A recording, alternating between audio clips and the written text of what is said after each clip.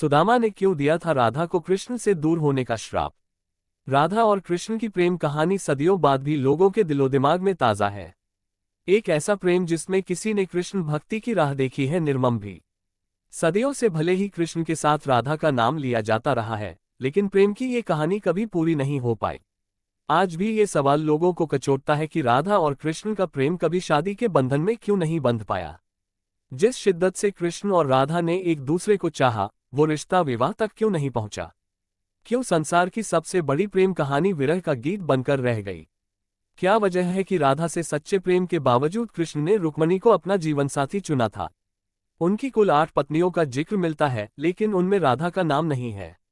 इतना ही नहीं, कृष्ण के साथ तमाम पुराणों में राधा का नाम नहीं मिलता है। भगवत गीता से महाभारत तक कहीं नहीं राधा का नाम। राधा का अंतिम समय कहाँ बीता और किन हालात में राधा ने जीवन के अंतिम क्षण बिताए? जिस राधा को कृष्ण की परछाई समझा जाता था, उसका क्या हुआ? ये सब एक रहस्य बन चुका है। राधा का नाम भगवत गीता से लेकर महाभारत तक कहीं नहीं मिलता। राधा के बिना जिस कृष्ण को अधूरा माना गया है, उनकी कथाओं में राधा का नाम तक नहीं है। इस रहस्य को समझने के लिए उनके धरती पर उतरने की वजहों को जानना होगा। ऐसा कहा जाता है कि राधा धरती पर कृष्ण की इच्छा से ही आई थी। भादो के महीने में शुक्ल पक्ष की अष्टमी के अनुराधा नक्षत्र में रावल गांव के एक मंदिर में राधा ने जन्म लिया था।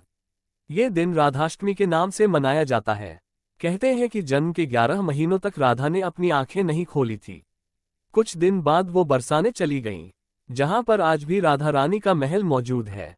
राधा और कृष्ण की पहली मुलाकात भांडिवन में हुई थी। नंद बाबा यहां गाय चराते हुए कान्हा को गोद में लेकर पहुंचे थे। कृष्ण की लीलाओं ने राधा के मन में ऐसी छाप छोड़ी कि राधा का तन मन श्याम रंग में रंग गया। कृष्ण राधा की नजरों से ओझल क्या होते, वो बेचैन हो जाती। वो राधा के लिए उस प्राणवायु की तरह थे जिसके बिना जीवन की कल्पना करना मुश्किल था। सुदामा ने दिया था राधा को श्राप। कहते हैं कि राधा को कृष्ण से विरह का श्राप किसी और से नहीं बल्कि सुदामा से मिला था। वही सुदामा जो कृष्ण के सबसे प्रिय मित्र थे। सुदामा के इस श्राप के चलते ही 11 साल की उम्र में कृष्ण को वृंदावन छोड़कर मथुरा जाना पड़ा था। श्री कृष्ण और राधा गोलोक एक साथ निवास करते थे।